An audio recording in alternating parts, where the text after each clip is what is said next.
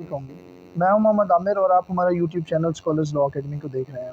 आज हम यूसैट के बच्चों के लिए मोस्ट इम्पॉर्टेंट वीडियो लाए हैं, जिसमें हमने आपको 25 नंबर के पोर्शन को कवर कराना है, जो कि ऐसे राइटिंग से रिलेटेड है। सबसे पहले मेरा आप सब लोगों से सवाल है कि एक ऐसे होता क्या है कि कोई भी टॉपिक के ऊपर कोई एक छोटा सा पीस ऑफ राइटिंग, कि आप किसी टॉपिक के ऊपर अपनी राय देते हैं in the form of writing, तो उसको हम कहते हैं एसे। ठीक है। अब जो यू सैट में मेंशन है वो सिर्फ दो एसेज मेंशन है, आर्ग्यूमेंटेटिव और नैरेटिव एसे। तो हम ज़रा इन चीज़ों के ऊपर डिस्कस करेंगे, लेकिन इससे पहले अगर किसी भी बच्चे ने पंजाब यूनिवर्सिटी में एडमिशन लेना है या लैट या यू सैट से रेलिवेंट कोई इन्फॉर्मेशन चाहिए, तो वो दिए गए कॉन्टैक्ट नंबर पर व्हाट्सएप कर सकते हैं। चलें जी, सबसे पहले हैं जनरल गाइडलाइंस। देखिए, जब भी आप ऐसे लिखने बैठते हैं तो अपना एक माइंड मैप बनाइए। माइंड मैप क्या होता है? देखिए, जैसे आप एक घर का नक्शा बनाते हैं, इसी तरह आपने एक ऐसे का भी नक्शा बनाना है। ठीक है? कि आप कौन सी चीज़ कहाँ लिखेंगे, कौन से आर्ग्यूमेंट्स देंगे, कौन से इसके डिसएडवांटेजेस में आर्ग्यूमेंट्स देंगे, कौन सी कंक्लूजन डालेंगे, कैसे आपका इंट्रोडक्शन होगा, इंट्रोडक्शन में आपके मेन पॉइंट्स क्या होंगे, इन सारी चीज़ों का ख्याल रखना है आपको। उसके बाद जो भी आपके एसेज़ आते हैं वो कहीं न कहीं आपने पढ़े होते हैं या वो आपकी सोसाइटी से रेलेवेंट होते हैं। तो उसके लिए लाज़मी है कि आपकी ऑब्ज़र्वेशन स्ट्रॉन्ग हो, क्योंकि अगर आपकी ऑब्ज़र्वेशन स्ट्रॉन्ग होगी, तो ही आप अपने आप से क्वेश्चन कर पाएँगे और आप उनके आंसर्स कर पाएँगे। देखिए, थर्ड पॉइंट है कि question yourself about the topic. देखिए, अब अगर आ जाता है आपके पास कोरोना वायरस, ऐसे आया, तो सबसे पहले हमारे माइंड में आता है कोरोना वायरस होता क्या है, ऑटोमेटिकली हमारे माइंड में डेफिनेशन भी जो है ना रिकॉल होना स्टार्ट हो जाती है। ठीक है? फिर हमें पता चलता है कि इसके कॉजेज़ क्या हैं, या ये कैसे फैलता है, सबसे पहले ये कहाँ पे फैला, उसके बाद फिर हमें पता चलता है जी इसकी प्रिवेंशंस क्या हैं, या क्योर्स किस तरह से हम इसके कर सकते हैं, उसके बाद हमने इसकी कंक्लूजन देनी होती है। अब आपको इससे रेलेवेंट सारे पॉइंट्स फ्लैश होना स्टार्ट हो जाएँगे। लाइक आपको अगर आता है कि कोरोना वायरस को कैसे क्योर करना है, इसके सिम्पटम्स क्या हैं? सबको पता है जी, साँस में रुकावट होती है, बुखार हो जाता है, थकन होती है इंसान को, तो ये सारे सिम्पटम्स, सारी चीज़ें कहीं न कहीं आपको पता होती हैं, जो भी आपको एसेज़ आते हैं। तो आपने अपनी ऑब्ज़र्वेशन स्ट्रॉन्ग रखनी है और उस टॉपिक से रेलेवेंट अपने माइंड से सवालात करने हैं, और आपका माइंड जो जवाब दे रहा हो, वो आपने अच्छी फ़ॉर्म में प्रेज़ेंट करने हैं। वहाँ पे ग्रामर मिस्टेक नहीं करनी, स्पेलिंग्स एरर नहीं करने हैं, ठीक है? और अल्फ़ाज़ का चुनाव अच्छा रखना है। इसके बाद हम राइटिंग गाइडलाइंस के ऊपर चलते हैं। तो आपका जो एसे एचईसी के अकॉर्डिंगली होना चाहिए, वो 4 टू 5 पैराग्राफ्स के होने चाहिए। उसमें इंट्रोडक्शन आपका कंपल्सरी है, इसके आपके मार्क्स होते हैं, और इंट्रोडक्शन में आपने ग्रामेटिकल एरर्स नहीं करने। और आपका जो इंट्रोडक्शन में की पॉइंट है, लाइक आपके पूरे सेंटेंस का एक की वर्ड है, जो पूरे सेंटेंस का मीनिंग कन्वे कर रहा है, उसको आपने मार्कर से हाइलाइटेड से लिखना है, ठीक है? इससे आपकी प्रेज़ेंटेशन का इम्पैक्ट भी जाता है और आप अपने रीडर को कन्विंस करते हैं और उसका टाइम सेव करते हैं, इससे वो आपको नंबर्स ज़्यादा देता है, ठीक है? अच्छा, उसके बाद आपका थीम अच्छा होना चाहिए। लाइक आपने इधर-उधर की बातें नहीं करनी, आपने टू द पॉइंट रहना है, अपने थीम से रेलेवेंट रहना है, उससे इलॉजिकल या इर्रेलेवेंट डिस्कशन नहीं करनी। आपकी वोकैब्युलरी अच्छी होनी चाहिए। अब वोकैब्युलरी कब अच्छी होगी?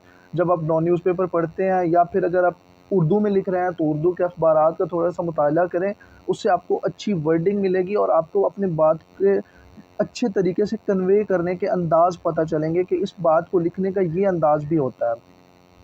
उसमें जो मोस्ट इम्पोर्टेंट इंस्ट्रक्शन है कि avoid grammar and spelling mistake, ये बहुत की फैक्टर होता है। अगर आपने अपने पहले ही पैराग्राफ में ग्रामर मिस्टेक्स कर दी या स्पेलिंग मिस्टेक कर दी, तो आपके चक्कर पे आपका अच्छा इम्पैक्ट जाता ही नहीं है। तो इससे क्या होगा, वो आपको एवरेज मार्क्स दे के आगे चला जाएगा। प्रेज़ेंटेशन के साथ-साथ आपकी एसे राइटिंग में स्पेलिंग्स और ग्रामर भी काउंट होती है। आपने ग्रामर और स्पेलिंग्स की मिस्टेक्स कहीं पे भी नहीं करनी। और अगर आप अपने एसे को मज़ीद अच्छा बनाना चाहते हैं, तो आपने यहाँ पे कोटेशन विद रेफ़रेंस ऐड करनी है। ठीक है? 1 से 2 कोटेशन, और वो भी मिड में, ना तो कंक्लूजन वाले पैराग्राफ के साथ, ना ही आपने इंट्रोडक्शन के आते साथ ही पैराग्राफ में कोटेशन डाल देनी है। इससे ये आपके पेपर चेकर को आइडिया जाता है कि बच्चे ने तैयारी नहीं की हुई और वो जस्ट जो है ना स्पेस को फिल करना चाह रहा है, इसलिए उसने जो है ना पहले-पहले कोटेशन डाल दी और स्पेस ज़्यादा यूटिलाइज़ कर ली। तो ये भी नहीं करना आप लोगों ने। ठीक है? इम्पोर्टेंट वर्ड्स जो आपके हैं, आपके पूरे पैराग्राफ में 2 वर्ड्स जो है ना आप मार्कर से लिख सकते हैं, ताकि आपकी प्रेज़ेंटेशन इम्पैक्टफुल हो, ठीक है?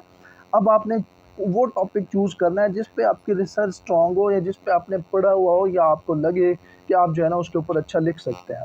उसके बाद आते हैं जी आर्ग्यूमेंटेटिव ऐसे। आर्ग्यूमेंटेटिव ऐसे को आप देखें तो आपके सामने वर्ड्स हैं दो। आर्ग्यूमेंट यानी आपने यहाँ पे एविडेंसेस और आर्ग्यूमेंट्स देने हैं कि कोई टॉपिक आप चूज़ करते हैं वो क्यों ठीक है। मैं अगर फॉर एग्जांपल कहता हूँ कि social media should be banned in Pakistan, तो मुझे इसके आर्ग्यूमेंट्स देने पड़ेंगे इसके फेवर में कि जो मैं टॉपिक कह रहा हूँ ये मैं क्यों कह रहा हूँ, क्यों सोशल मीडिया को बैन करना चाहिए। इसमें जो मोस्ट इंपॉर्टेंट थिंग है वो हमारी रिसर्च है, फैक्टफुल डाटा हमने डालना है। ठीक है, यहाँ पे हम पढ़ते हैं इसको, ये आर्ग्यूमेंट्स के ऊपर बेस करता है और हमने अपने आर्ग्यूमेंट्स बनाने हैं अपने टॉपिक को सपोर्ट करते हुए।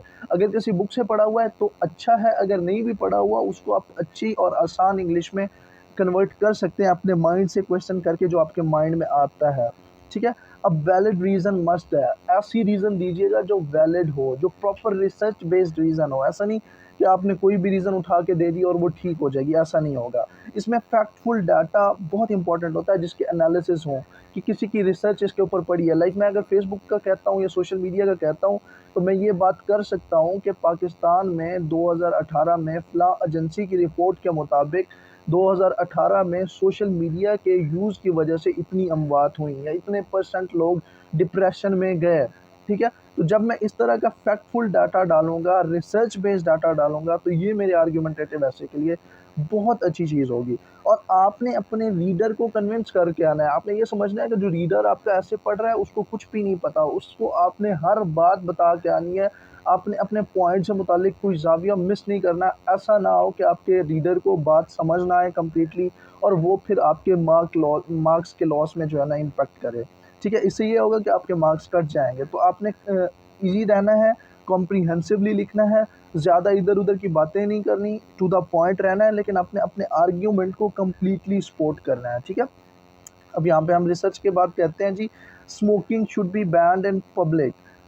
क्या है कि स्मोकिंग को बैन कर देना चाहिए। अब हम इस पॉइंट की फ़ेवर में जा रहे हैं तो हम ये बताएँगे भई पब्लिक में जब हम स्मोकिंग करते हैं तो जो हमारे स्मोकर्स का धुआँ होता है वो दूसरों के लंग्स में चला जाता है, इससे उनको कैंसर हो सकता है।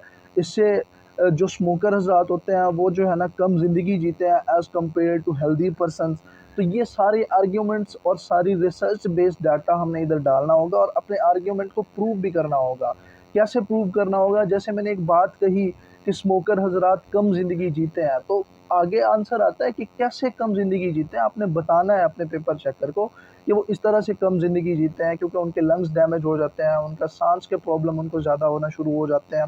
तो इस वजह से जो है ना और वो स्मोकिंग एक्सेसिव करते हैं जिससे उनके लंग्स डैमेजेस और बाकी सारा कुछ डैमेज होना स्टार्ट हो जाता है, तो उनकी बॉडी प्रॉपर फंक्शन नहीं कर पाती। तो जब तक आप आर्ग्यूमेंटेटिव ऐसे में आर्ग्यूमेंट्स नहीं देंगे, ये इनकम्प्लीट है। ठीक है? उसके बाद आप देख लें जी social media use in university life, ये भी आर्ग्यूमेंटेटिव ऐसे है। इसमें आप कोई भी पहलू चूज़ कर सकते हैं। सोशल मीडिया का इम्पैक्टफुल यूज़ भी है, पॉज़िटिव यूज़ भी है, नेगेटिव यूज़ भी है, लेकिन जिस भी टॉपिक के फ़ेवर में आप आर्ग्यूमेंट्स देंगे, आपने वैलिड आर्ग्यूमेंट्स देने हैं। उम्मीद है ये आपको समझ आ गया होगा। अब देखते हैं जी नैरेटिव ऐसे। नैरेटिव ऐसे नाम से ही ज़ाहिर है, नरेशन, नरेट करना यानी कि सिर्फ़ ज़िक्र करना, बात करना। ये स्टोरी टेलिंग के ऊपर बेस करता है। इसमें आर्ग्यूमेंट्स की ज़रूरत नहीं होती, जस्ट आपने स्टोरी की फ़ॉर्म में एक एस्से को लिखना है। ठीक है? इसमें रिसर्च डाटा भी नहीं चाहिए होता, इसमें सिर्फ़ आपकी स्किल होनी चाहिए, आपको इंग्लिश में लिखना आना चाहिए, ग्रामेटिकल एरर्स करने नहीं है, आपने स्पेलिंग एरर नहीं करने, बाकी आपने सारी जो है ना इंस्ट्रक्शंस को फ़ॉलो करना है, स्टोरी टेलिंग मेथड को फ़ॉलो करना है। आपका स्पेसिफ़िक आइडिया, स्पेसिफ़िक करैक्टर, उसके बाद स्पेसिफ़िक सेटिंग और स्पेसिफ़िक डिस्क्रिप्शन होनी चाहिए कि आप स्टोरी टेलिंग कर रहे हैं तो पहले उसका आइडिया होना चाहिए, किस आइडिया के ऊपर कर रहे हैं। फिर आप अपने करैक्टर्स भी बना सकते हैं वहाँ पे।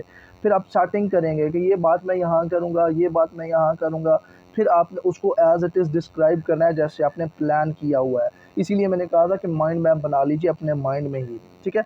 Just narrate the essay up to maximum level, जितना आप उसको नैरेट कर सकते हैं या जितना स्पेस अवेलेबल है, आपने उसको उतना नैरेट करना है। इसकी एग्ज़ाम्पल देखिए, स्टोरी टेलिंग में आपको मॉरल एसेस आते होते हैं या आपको अगर टॉपिक आएगा तो वो भी स्टोरी टेलिंग से ही रेलेवेंट होगा। जैसे ये है, God help those who help themselves. अब इधर आप किसी इंसान को भी कैरेक्टर बना सकते हैं, किसी इंसान की लाइफ़ पे भी स्टोरी लिख सकते हैं कि इंसान जब खुद मेहनत करता है तो अल्लाह पाक भी उसकी मेहनत को रंग लाते हैं। ठीक है? टिट फॉर टैट, जैसी करनी वैसी भरनी। अब यहाँ पे आपने वो कछुओं वाली या इस तरह की स्टोरीज़ ना लिखें, अवॉइड करें तो ज़्यादा बेटर है। क्यों? क्योंकि यहाँ पे आपकी क्रिएटिविटी चेक हो रही है, तो अपने कैरेक्टर्स बनाएँ और कोशिश करें इस तरह के जो नैरेटिव एसेज़ हैं, उनमें कैरेक्टर किसी ह्यूमन बीइंग की लाइफ़ ही हो। जब आप किसी की लाइफ़ पे मोटिवेशनल एसे लिखेंगे, तो आपके पास डाटा भी अच्छा खासा होगा और आपका एसे इम्पैक्टफुल भी लगेगा। आप उसमें अच्छी तरह लिख भी पाएँगे और अपने जो है ना रीडर को कन्विंस भी कर पाएँगे।